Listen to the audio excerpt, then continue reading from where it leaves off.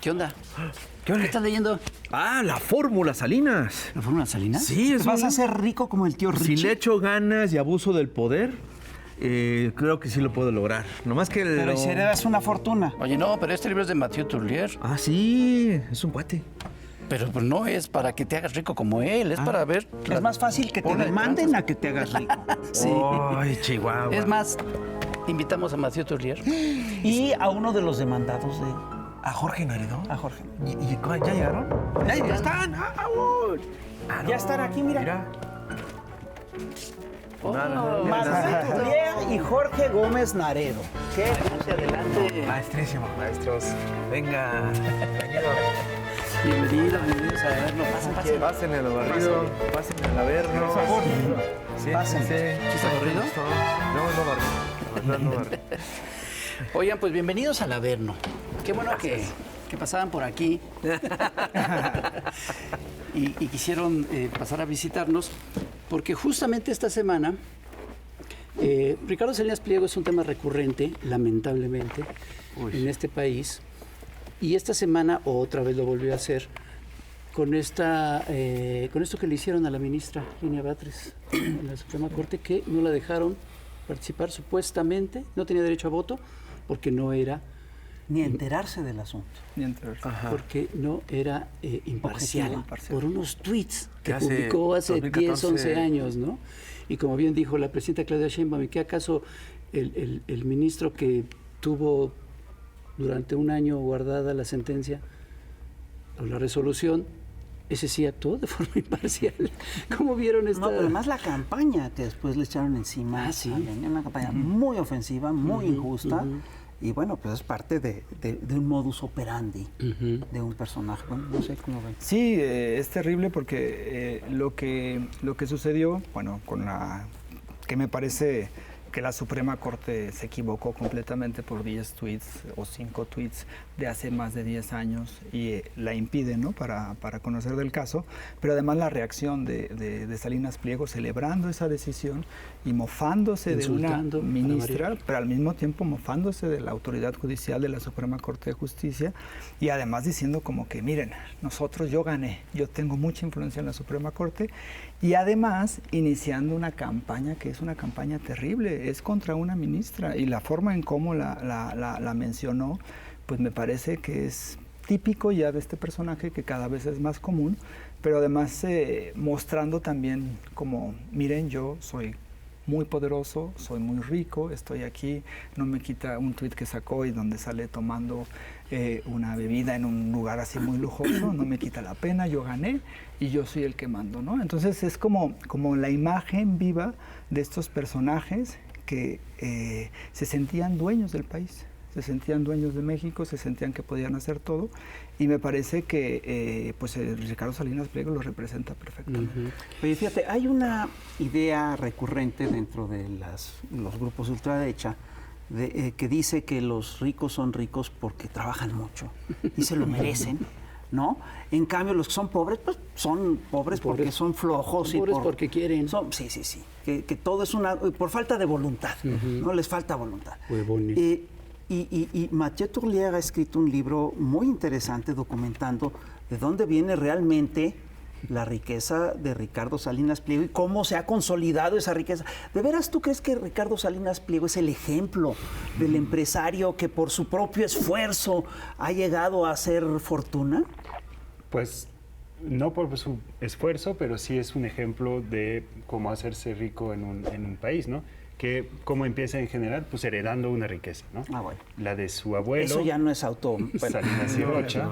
Bueno, pues el esfuerzo de nacer, ¿no? Ya es algo que sí duele.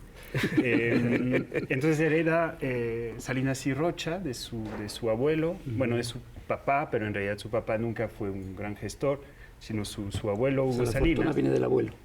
La fortuna, la empresa familiar viene del abuelo, que empezó con una empresa que fabricaba camas de metal en Monterrey y creció y empezó el negocio de los préstamos, ¿no? Bueno, de la compra por abonos. Y él hereda esto a los 32 años, hereda la presidencia del grupo y ya se hace de lo que es Electra, ¿no? Y ya de ahí tiene sus negocios, hasta que se acerca ya con Carlos Salinas de Gortari en los años 90, levanta la mano para comprar TV Azteca, sabemos con un préstamo escondido de Raúl Salinas de Gortari, el hermano del presidente. Que Raúl reclama que no le han pagado. Que luego dicen que sí, pero que lo demandó a través del despacho de Collado, o sea, todo un grupo de apellidos y de nombres que sonarán a muchos de los que han seguido casos de corrupción. Y a partir del momento en que tiene TV Azteca, se trata de un empresario que tiene poder económico y ya político. ¿Y qué hace? Pues usa a TV Azteca como palanca para enriquecerse más, para hacerse de más poder, para chantajear a los gobiernos, para atacar a sus enemigos, para premiar a sus aliados, para pues conseguir contratos públicos, para ampliar sus concesiones, siempre al amparo del poder y siempre de la mano con pues el poder político, el poder judicial, el poder mediático, y se hace de una de las mayores fortunas del país. Pero digamos, el pecado de origen es esta alianza pues con Carlos Salinas de Gortari y su hermano, ¿no?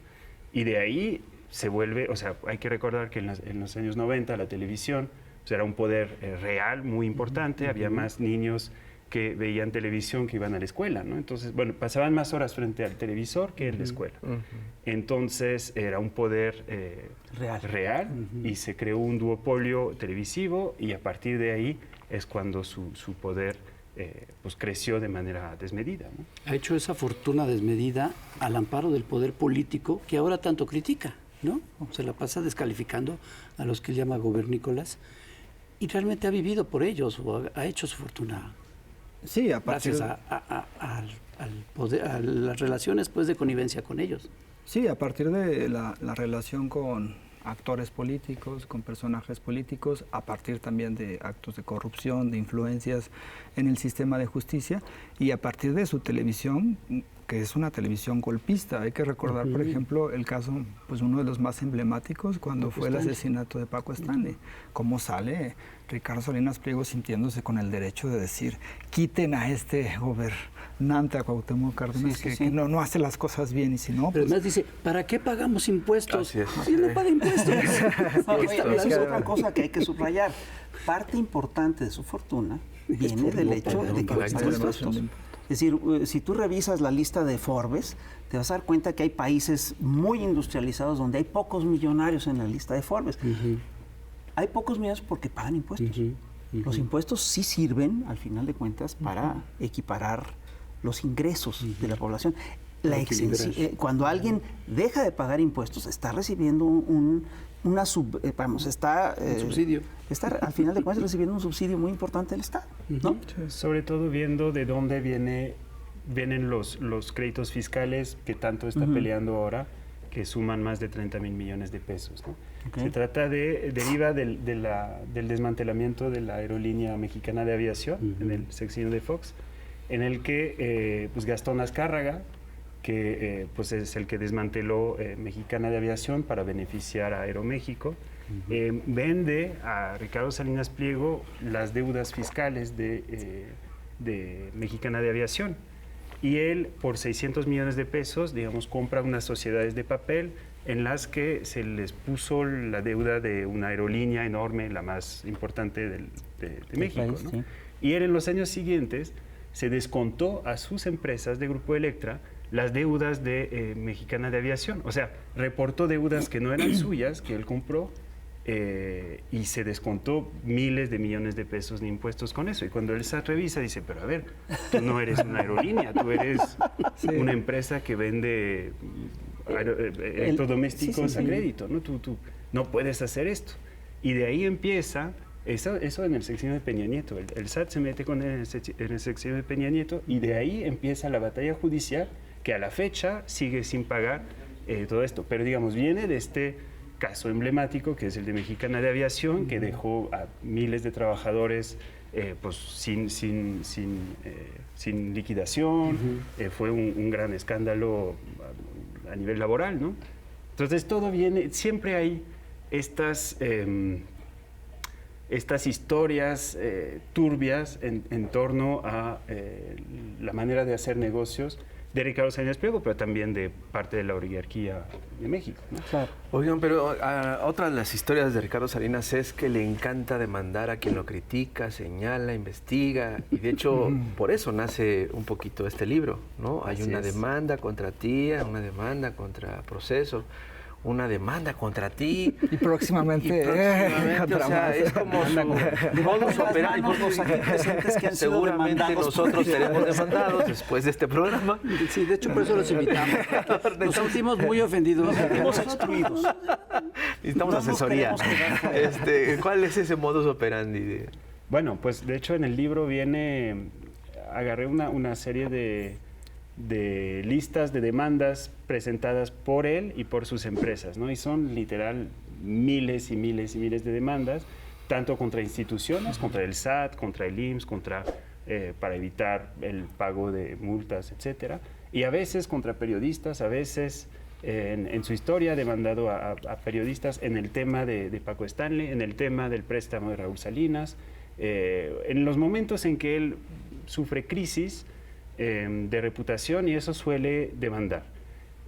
Sus demandas no siempre, o sea, de hecho gana poquito, ni sé si haya ganado contra periodistas, pero el método es muy conocido, ¿no? Es para desgastar, para amedrentar, para hostigar, y porque los periodistas pues no tienen las capacidades financieras que tiene él y su grupo para pagar abogados, tiene abogados en su nómina, entonces pues es un modus operandi relativamente clásico, que es desgastar a la prensa a través del sistema judicial, ¿no? Y un golpeteo mediático brutal. O sea, no nada más es la demanda judicial, sino un golpeteo Acompañado de extraordinario. con campañas usando a los medios que posee, los medios de comunicación, básicamente TV Azteca, y los echa a todos a andar en contra de sus enemigos políticos, ¿no? Sí, eso ha sido una práctica muy constante, ¿no? Bueno, De TV Azteca. Empezaste a mencionar lo de Paco Stanley, Sí. campaña contra Cuauhtémoc Cárdenas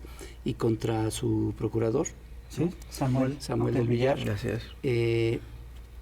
Pero ha seguido haciendo eso, ¿no? Sí, A lo largo de todos estos sexenios. y ahora con las redes sociales lo hace a partir de redes sociales, ¿no? O sea, el ejemplo que vimos en estos días de la ministra, Lenia Batres, fue una campaña orquestada, que sale él con unos mensajes, pero después salen pues, otras personas y después granjas de bots Así es. para hacerlo. Además, sus mensajes en redes sociales son mensajes que lo desnudan, ¿no? Así de cuerpo entero, ¿no? Clasistas, discriminatorios, se burla de la gente, se burla del Misóginos. físico, misóginos.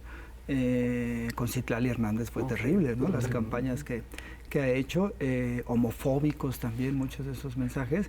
Y tiene, sí, por supuesto que tiene, pues sí tendrá seguidores, y creo que es algo un poco relacionado porque él también se quiso hacer cuando empezó desde TV Azteca, pero especialmente creo con las redes sociales, la imagen de un empresario bonachón, trabajador, que se levantaba todas las mañanas, que hacía su fortuna y que a partir de ese gran trabajo pues disfrutaba de todas sus riquezas, ¿no? Este tío Richie regalaba es eso, cosas, ¿no? Y regalaba cosas. 100,000 pesos.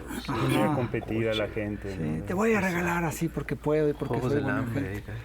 Pero en realidad esa es una imagen que se intentó construir y que alguna gente la compró, ¿no? Decir, mira, es un tío bonachón, es un buen empresario, pero lo que hay en realidad, pues está un empresario voraz, que además representa esta discriminación y este clasismo, y que además se ha enriquecido a base de corrupción, de influencias y de tener al Poder Judicial o tener mucha influencia en el Poder Judicial, lo que me parece que ahora lo enoja mucho, porque con la reforma al Poder Judicial va a perder mucha de esa influencia. Por eso como que tenía prisa. Tenía prisa y Sucedió esto esta semana, ¿no? Porque sabe que va a haber un cambio en el Poder Judicial y no le conviene. Pero una pregunta, ¿no es un poco paradójico que un hombre que se dice liberal, que tiene medios masivos de comunicación, utilice el aparato judicial para censurar a otros periodistas? ¿No es un poquito una paradoja? Tiene muchas paradojas, Sí. porque se supone que es un defensor del libre mercado, pero cuando Claro. hubo intentos de competencia en la televisión, él atacó con todo. Siempre usando las palancas del poder que está a su disposición, ¿no? Que prácticamente es el dinero, y con el dinero influencia política. Y el aparato mediático. Y por supuesto el mediático. O sea, TV Azteca es en general un medio, pero cuando hay una campaña, recordemos el COVID, ¿no? Contra López-Gatell, cuando hay una campaña, es una campaña dirigida, muy intensa, muy violenta. Muy burda. Muy evidente, Muy o sea, evidente, sí. porque hay un guión y todos los conductores de noticias repiten ese guión, son los mismos argumentos que él dice en Twitter, ¿no? Pero digamos, es el uso de todas las palancas, que es un poco el tema de la fórmula, ¿no? Que es la fórmula, es la forma de hacer sus negocios, el modus operandi, ¿no? Y es usar todas las herramientas que tiene a su alcance para llegar a sus fines. ¿Cuáles son sus fines? Pues enriquecerse y hacerse más poderoso. Claro que es muy contradictorio entre sus discursos y sus acciones. El de la libertad de expresión y demandar por daño moral cuando se le documentan cosas. Estar en contra del gobierno y revisando sus negocios, pues con Salinas de Gortari, televisión, con Cedillo, telecomunicaciones, con Fox, banco y sector financiero, con Calderón, energía, con Peña Nieto, petróleo, y con López Obrador, programas sociales.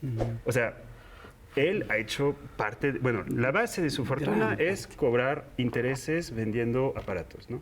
Entonces, a clases populares te vendo un teléfono y terminas pagando 2 veces el teléfono, uno para mí, uno para ti. Esa es la base. Y de ahí luego, concesiones del Estado. Entonces, él es súper anti-Estado, pero todos sus negocios vienen de ahí y casi siempre de manera chueca. O sea, la concesión de telecomunicaciones estuvo chueca en el sexenio de Cedillo, tuvo que ser... hubo ahí una serie de auditorías que mostraron que era inválida, que debieron de quitársela y ni siquiera le quitaron y aparte le reembolsaron. Con Grupo Dragón igual, o sea, siempre está chueco y siempre está al amparo del poder. Entonces, es ser el anti-Estado cuando en realidad es uno el principal beneficiario del Estado, sí es una de las múltiples contradicciones. Pues vaya personaje del que estamos hablando, pero si quiere enterarse más, no se vaya, ahorita regresamos.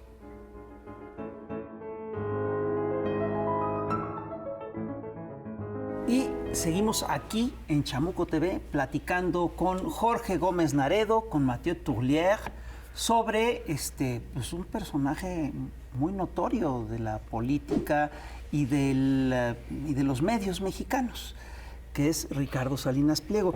Él, decíamos, Mathieu, nos documentaste hace unos minutos que Ricardo Salinas Pliego no hizo su fortuna por su esfuerzo personal, sino básicamente a través de negocios de usura y de subvenciones del gobierno. Y pues podríamos decir entonces que es un gobiernícola vergonzante, ¿no? En tu investigación, ¿qué otros detalles sabrosos encontraste? Bueno, el libro nace de una demanda que presentó Ricardo Salinas Pliego y Banco Azteca contra Proceso, su entonces director, entonces subdirector de información, y contra mí, por un tema de fraude a Pemex perpetrado durante el sexenio de Enrique Peña Nieto en la compra-venta de Grupo Fertinal, una empresa de fertilizantes, cuya historia corre exactamente en paralelo con la de agronitrogenados, otro caso de escándalo que involucraba también a Emilio Lozoya al frente de Pemex y a Alonso Ancira Elizondo en Altos Hornos.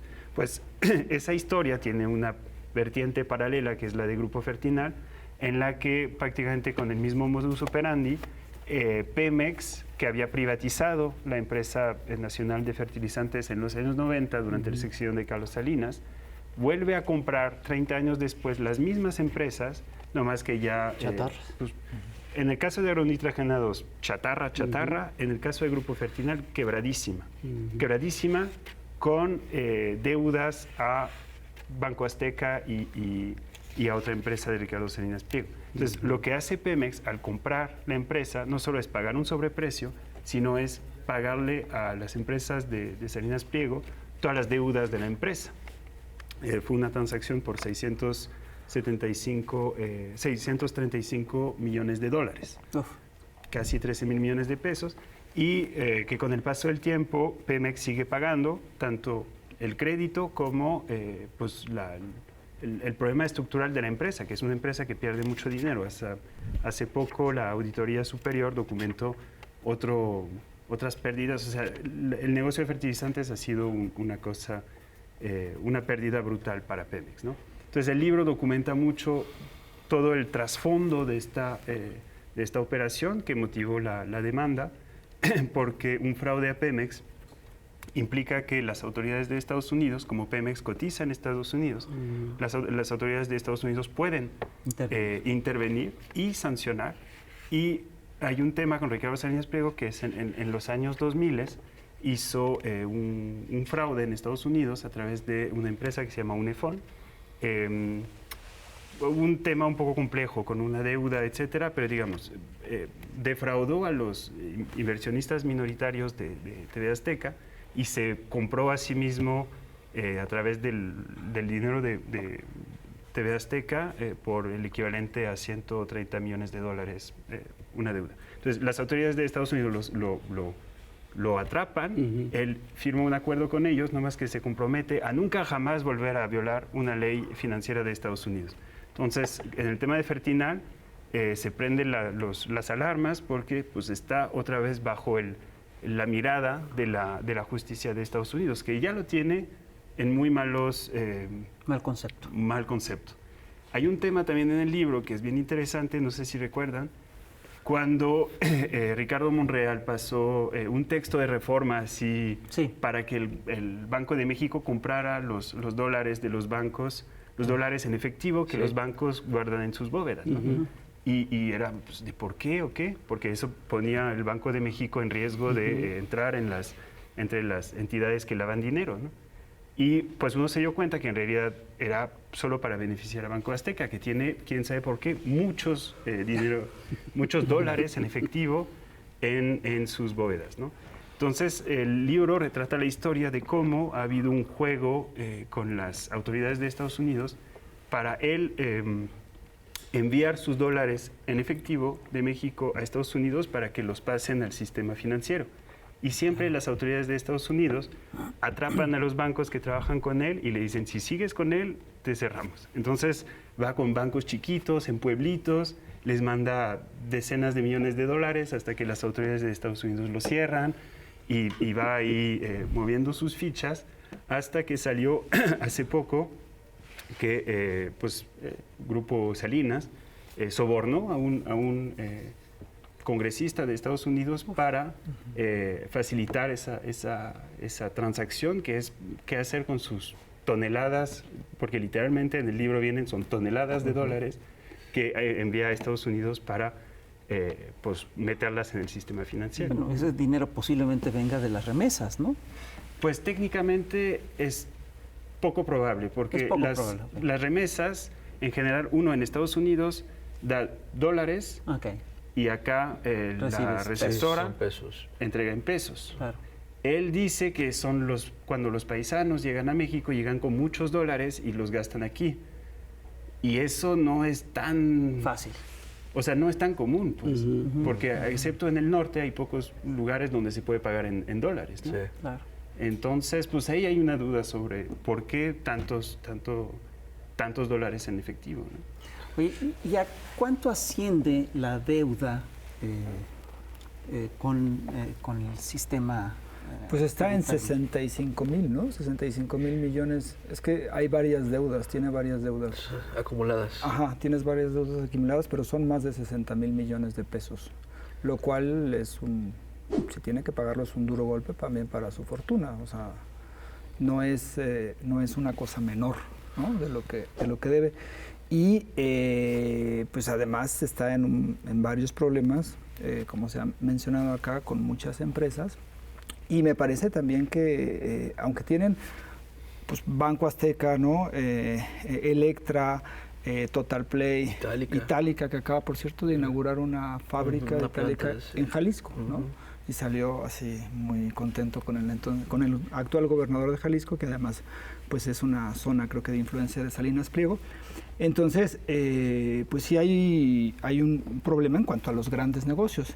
Y creo que lo que ahora a él le preocupa es no solamente pagar la deuda que tiene, que bueno, está en estos juicios, que me parece que con la reforma y con la nueva elección va a tener que pagar, pero también la pérdida de influencia en el sistema con todas estas argucias que utiliza para hacer negocios, para ganar más, para tener más presencia, ¿no? Salinas tiene una cantidad de negocios impresionante, ya ha pasado en estos últimos 30 años haciendo y rehaciendo, y incluso hay un caso específico que mencionas de los autos chinos, que fue un fracaso total, que dejó a la gente con una chatarra sin posibilidad de reparaciones porque no existen refacciones. O sea, ¿qué tantos negocios así como que puedes enlistar que sean así los más escandalosos?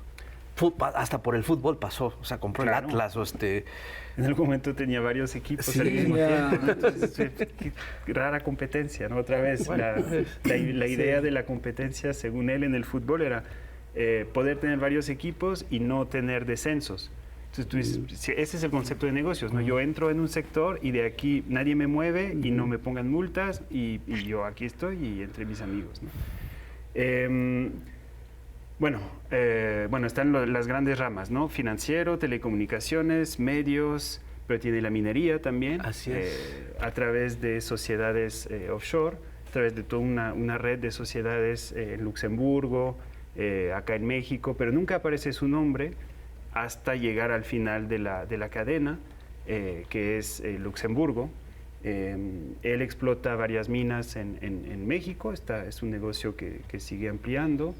Tiene varios negocios en el extranjero, tiene como lo tienen los ultra ricos, una family office se llama, que es una oficina en Estados Unidos dedicada nada más a mover sus inversiones. Tiene negocios en España. De hecho, el tema de Grupo Fertinal termina el dinero en España a través de una red de sociedades en Europa también. O sea, es un poco multifacético. Tiene la empresa petrolera, que se ha vuelto una de las grandes contratistas de Pemex en el sexenio pasado. Tiene la empresa de energía, que vende electricidad a varios gobiernos en Chiapas. En fin, es un poco una vorágine, ¿no? En cualquier sector donde pueda haber ganancias, se mete. Uno de los más exitosos, eso sí, creo que sí tuvo el olfato, es Itálica, porque pues uno va a los pueblos y todo el mundo tiene motos itálicas, ¿no? Pero aparte tiene el negocio redondo, que es pues te vendo la Itálica a crédito y tú puedes trabajar por mí porque ya tiene un tipo de aplicación un poco similar a Uber Eats y esto. Entonces tú puedes trabajar por mí pagando la moto que yo te vendí con un crédito mío, etcétera, ¿no? Está el negocio del Bitcoin. Oye, pero eso que estás describiendo es un poquito lo que ocurría, digamos, en las haciendas, ¿no? Las tiendas de raya. Con las tiendas de raya. Bueno, pues en muchos pueblos solo hay bueno, ahora ya hay bancos de bienestar, pero antes solo había un Banco Azteca, ¿no? Sí, y pues eso por eso tiene precisamente que captada tuvo la concesión de los programas del bienestar. Correcto. En lo que se armaba todo. Exactamente. Llegó a distribuir, no recuerdo la cifra, pero un monto muy importante, porque sí, efectivamente se utilizó esa red para distribuir los programas, y de repente cuando los programas pasan a distribuirse en Banco de Bienestar, pues pierde muchos clientes. Porque era un poco perverso el incentivo, porque uno recibía su dinero en una cuenta bancaria dentro de un banco azteca, y en general los bancos aztecas están dentro de una tienda Electra. Claro. Entonces tú ya tenías tu dinero ahí en tu tarjeta y te decían, pues sabes qué, ni lo saques de aquí, mejor cómprate esto a crédito y yo te doy, o sea, claro, era un círculo perfecto, ¿no? Y entonces ahora demandan a muchas personas atribuyéndoles una pérdida de 800 y tantos mil clientes, ¿no? Ajá, sí. Cuando la razón evidente es que los clientes simplemente ya no están porque ya reciben los recursos en el Banco de Bienestar. Que cuando pasó eso, y eso sumado a la exigencia de pagar impuestos, es cuando se pelea con López Obrador. Claro. Sí. Así es. Creo que la fractura brutal es cuando López Obrador incluso confiesa en una mañanera que habló con él y le ofreció una quite, pero importante, de 8,000 millones de pesos. Y Salinas Pliego se rechazó. Entonces, a ver, espérate, o sea, para empezar, No debió ofrecer eso. Hacer eso, Y no. él dijo, yo voy a asumir el costo, lo anuncio de una vez. Bueno, le ofrecí esto y me dijo que no. Y, o sea, no manches, es como de por sí te están Haciendo una quita. Te están haciendo una Un quita favor. importante Sí. y todavía te niegas y todavía vas y dices, no voy a pagar ni un rábano, etcétera, ¿no? Y ahí ya es cuando se me hace que la fractura se consuma y parece que ahora no, o sea, está en un plan tan adverso y hostil hacia el gobierno que se me hace que al menos con el gobierno federal ya hay una Ruptura. ruptura. Pero a ver, esta demanda, la base de la demanda es que Salinas Pliego afirma que por unos tweets y unos mensajes emitidos por algunos en redes sociales, él perdió 800,000 clientes. Que se armó una campaña. Se armó una campaña. Ajá. La demanda, dice, es una El que demanda... no hace campañas, ¿verdad? El que no hace campañas, ¿no? Y como no hay otras razones. Es una demanda, primero intentó hacer una demanda penal por terrorismo financiero.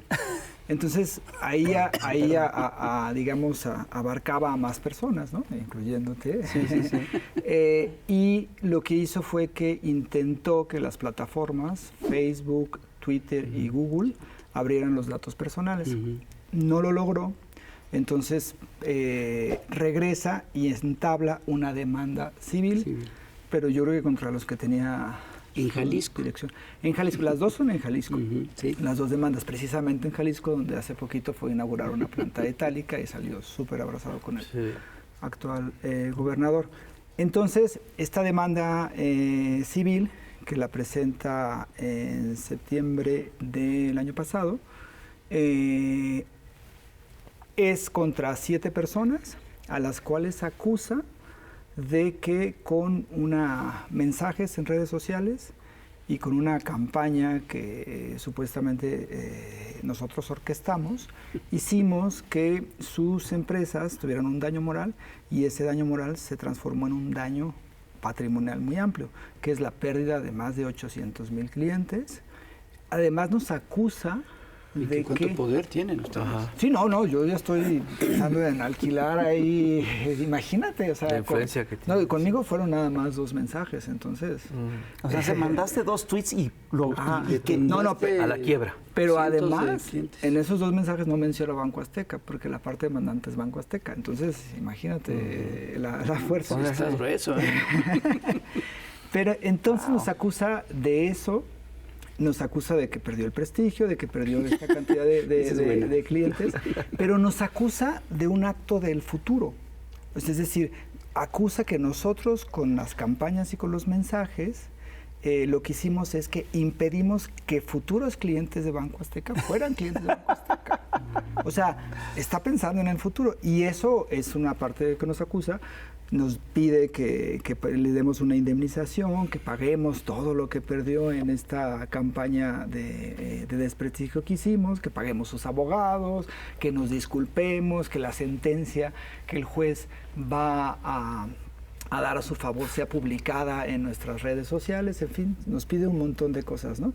Entonces, pues en ese proceso estamos, lo cual a mí me parece por esta cuestión de que una parte de sus clientes se fueron al Banco de Bienestar porque ellos se encargaban de la distribución de los Pues sí, recursos. por razones naturales, pues. Claro. Pero bueno, ellos somos culpables de eso. Y nosotros somos culpables de mandarlos a otro corte de estación, no sin antes ver a la chamuca Cintia Bolio y regresamos. No se vaya.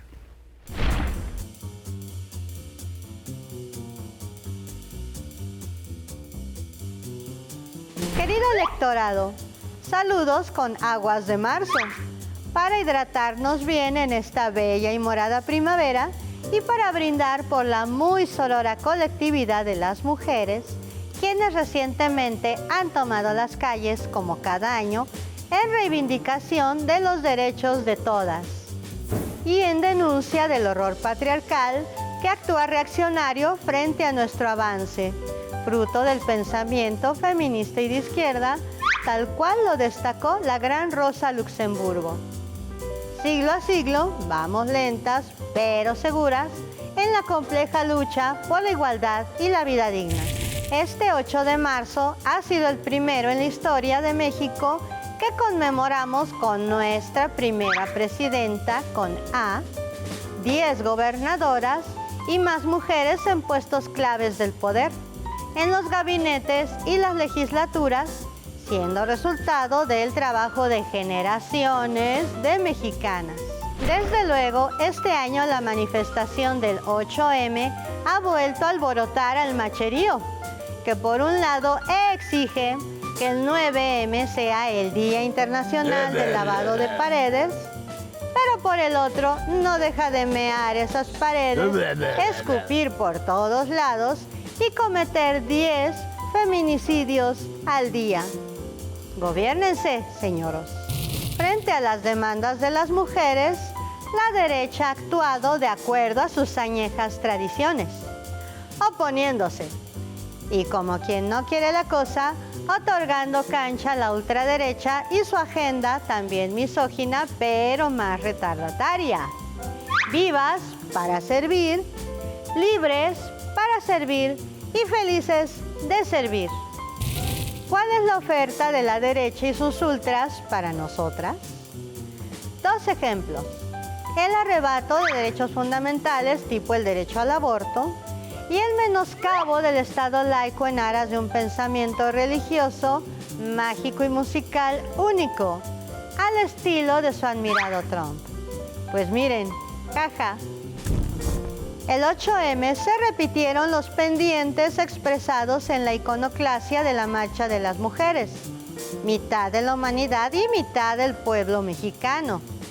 Seguimos denunciando las violencias machistas, la física, la sexual, la vicaria y la feminicida, tanto como la persistente impunidad. Ante nuestros claros avances, la respuesta machina es medieval, querido electorado. Sin embargo, cada día más mujeres conocen y ejercen sus derechos. Y compañeros hombres, tomando en cuenta los últimos sucesos y que van muy atrasados en lo de romper el pacto patriarcal, échenle una leída a la nueva cartilla de derechos de las mujeres. Chaito. Seguimos aquí en Chamuco TV y estamos platicando con Jorge Gómez Naredo. Muchas gracias por estar aquí. Y con Matthew Turlier, que tú eres un salinósofo.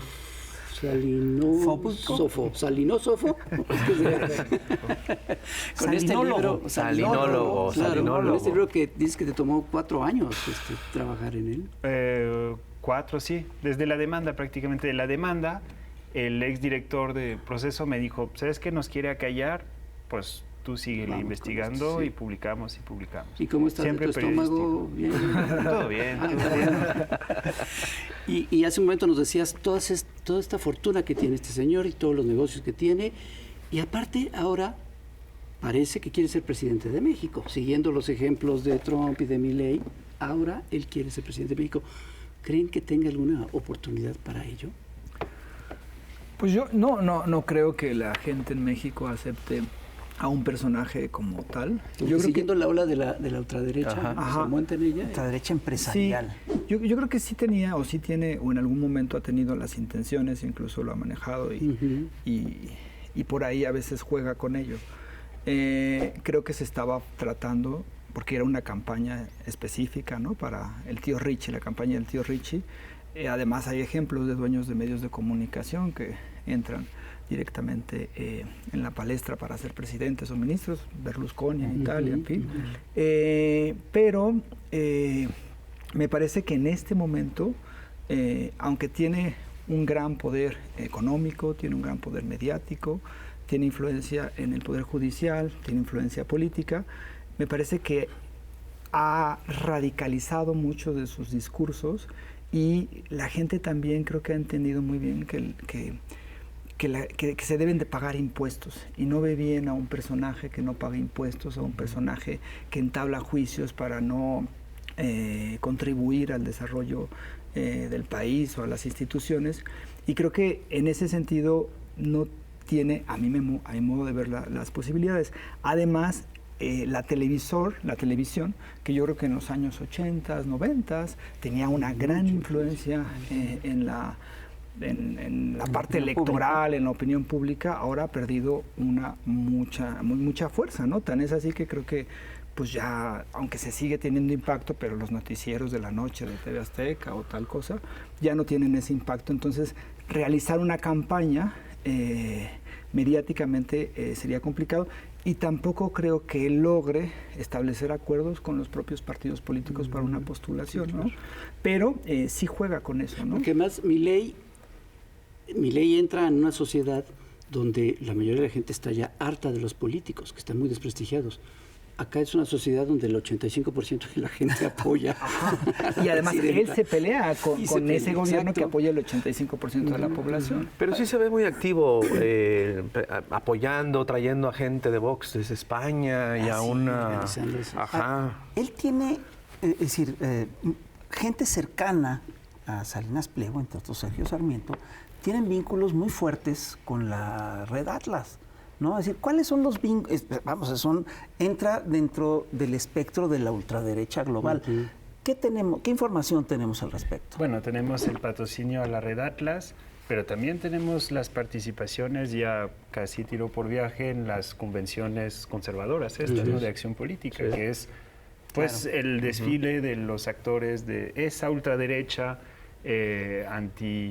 antiderechos, anti-woke, que aquí sería representada por Eduardo Verástegui, ¿no? Que, con el que ya expresó su cercanía, como que lo quiso patrocinar en algún momento. Aquí tendrá como vocera también a Lili Telles, que pues a la par de que era disque senadora por el PAN, en realidad sigue trabajando también en las oficinas con Grupo Salinas, con un personaje de ahí. O sea, tiene estas redes, digamos, más sus participaciones ya personales en sus foros, en sus el Foro de las Ideas de Puebla. O sea, tiene foros propios que utiliza. Hace poquito está viendo un tipo formato TED Talk, ¿no? Donde él habla y dice, no, ya hay que permitir la compra de armas, que cada quien haga justicia por mano propia. Y hay campaña en TV Azteca con eso. Claro, es que hay una agenda bastante ya marcada, que es la agenda que están siguiendo las corrientes de Trump, de Milei. ¿Y las armas las vas a poder comprar en Electra? A crédito, claro. Claro, Con una idéntica vendida, una R15. Claro, perdón, síguele. No, seguro. Entonces, Por supuesto, es un negocio redondo. Sí. En Bitcoin se podrá comprar. Entonces sí, pues digamos, se está incrustando dentro de esa línea que ha tenido éxito en varios países, que yo creo que en México no puede funcionar, ya sea a través de él o de Verástegui, más que nada por un tema de que las elecciones aquí funcionan con aparatos, con líderes barriales y etcétera, que él todavía no tiene.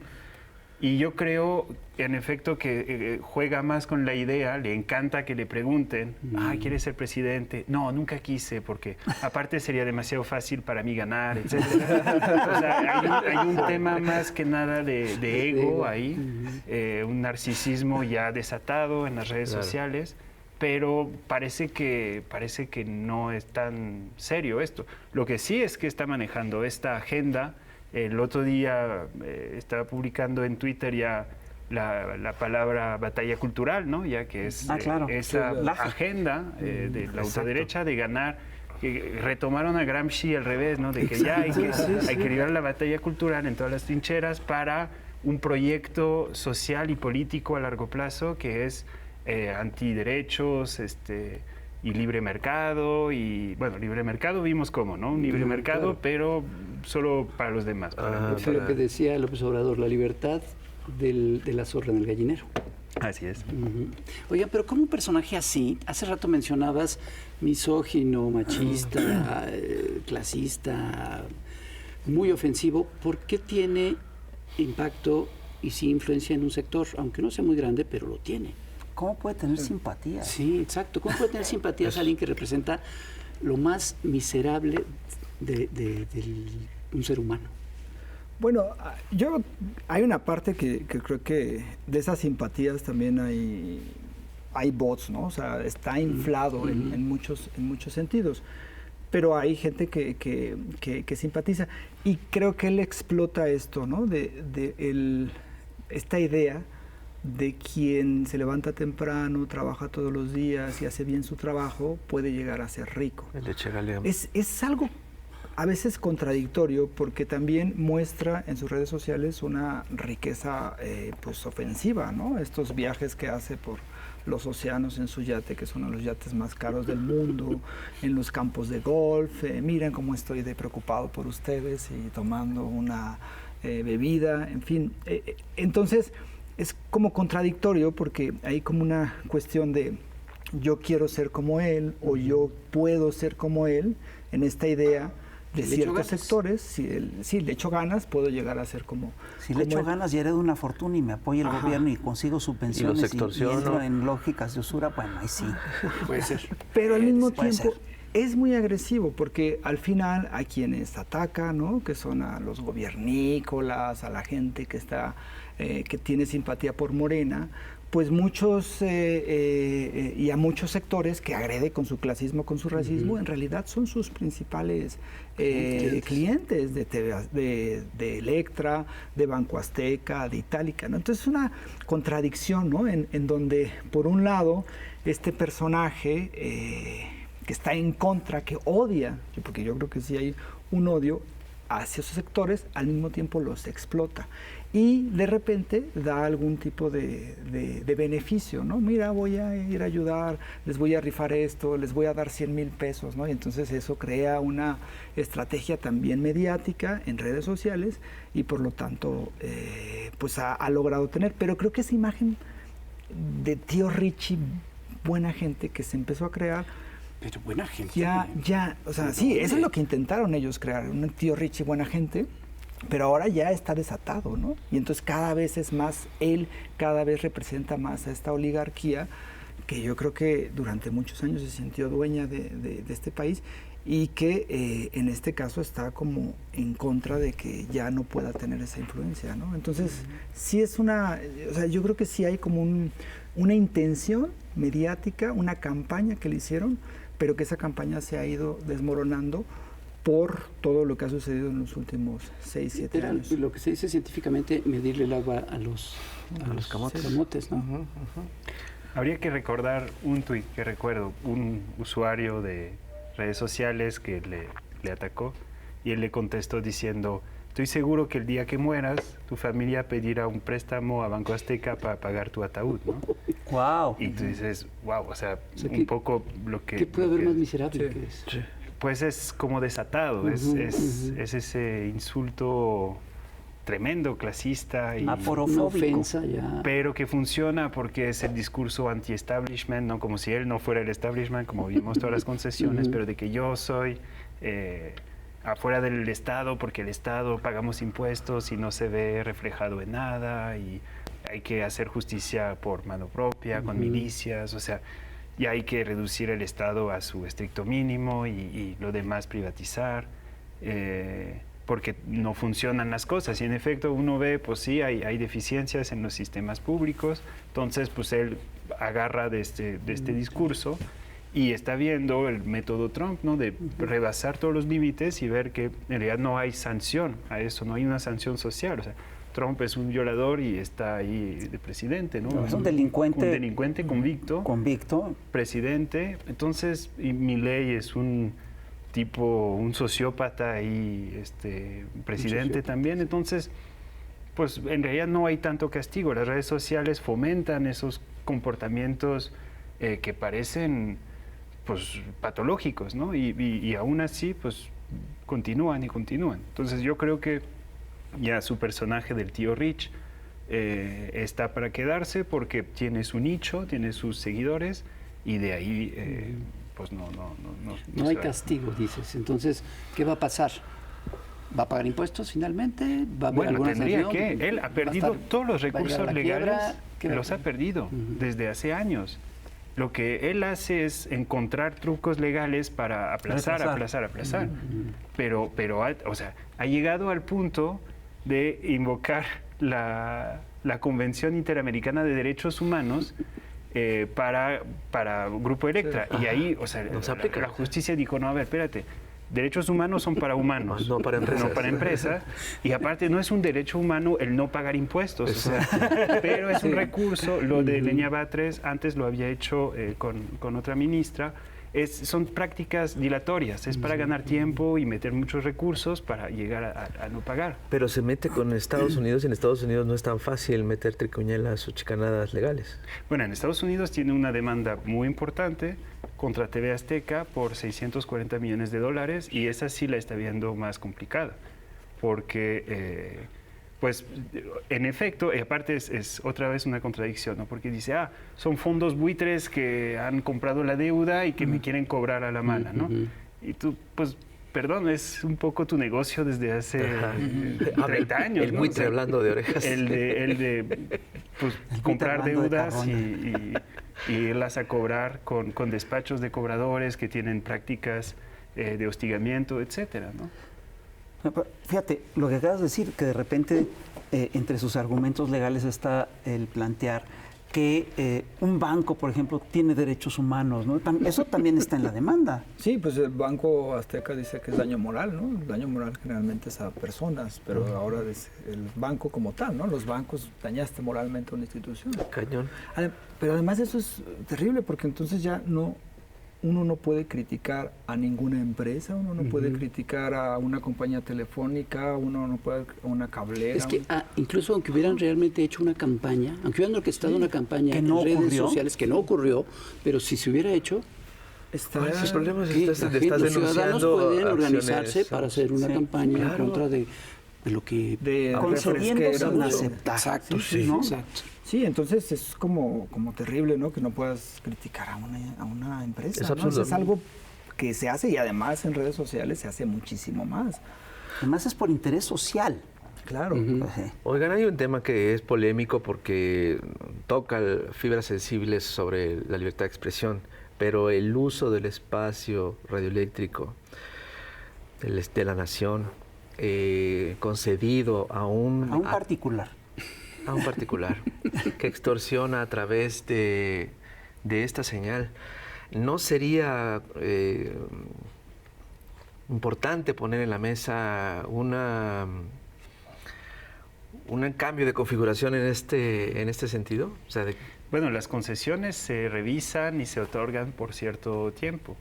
Creo que, no recuerdo quién, creo que fue con Peña Nieto o con Calderón que se extendió la concesión de Televisa y de TV Azteca. Entonces, mientras tenga la concesión, es muy difícil cambiar esto, ¿no? O sea, y sería visto como un acto autoritario, etcétera. Entonces, pues no, o sea, las audiencias de la televisión también están cayendo, pierden influencia, o sea, tampoco hay que exagerar la influencia que pueda llegar a tener. Pero quitar la concesión creo que sí ya... O sea, ni modo, pues hay que continuar con la concesión hasta que termine, porque si no serían problemas legales, de imagen, etcétera, un poco graves, yo creo. muy bien. Salinas Pliego ha usado al gobierno para su beneficio y los negocios que ha hecho. Ha sido necesario para él hacerlo. ¿Qué tan necesario es para un gobierno un personaje como este? O sea, el gobierno de López Obrador sí lo usó para dispersar los recursos de los programas sociales, porque en ese momento justo no había más. Había una bueno, le entregó muchos contratos a través de Pemex. Exacto. También regresó Pemex. Los tiempos del Estado a Televisa y TV Azteca, que eso fue un regalo multimillonario tremendo. Hubo una relación que pocos entendieron al principio entre López Obrador y Salinas Pliego. ¿no? De hecho, lo nombró como parte asesor. de su... Bueno, ahí nombró a los tres de las televisoras. Exacto. ¿no? Pero aparte nombró a Esteban Moctezuma, que fue director de la Fundación Salinas durante 18 años, lo nombró primero secretario de Educación, donde por cierto recuperó todo el aparato de las orquestas aztecas, luego lo nombró embajador en Estados Unidos. En Banobras nombró a Jorge Mendoza, que es hijo de su cabildero de toda la vida, que es personaje que fue senador por el PRI. muy, pues eso, un cabildero, pues digamos.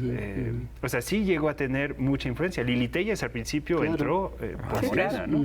No duró mucho porque, pues... Por razones ideológicas. que haya que detallar. No, pero fíjate, yo te voy a decir cómo lo entendería yo. Yo lo entiendo por el hecho de que López Obrador buscó escoger sus batallas, ¿no? Yo así lo entiendo, pero en fin, el personaje sí ha tenido fuerza. A ver. Ya nos tenemos que ir, compañeros. En verdad es un programón que sé que, bueno, pues puede tener, espero que no, consecuencias. Pero la consecuencia más importante para nosotros es informar. Y que la gente se entere quién es este personaje. Y pues hay que tenerlo en la mira porque... Y no se deje. Y no se deje. No se deje. Gracias, Jorge. Gracias, Mathieu. Muchas Gracias, señores y señores. Otro programón para compartir, para comentar, para coleccionar, para que usted sobre todo lo comparta y lo estudie. Cuídense mucho y nos vemos a la próxima. ¡Vamos! Adiós. Adiós. Bye.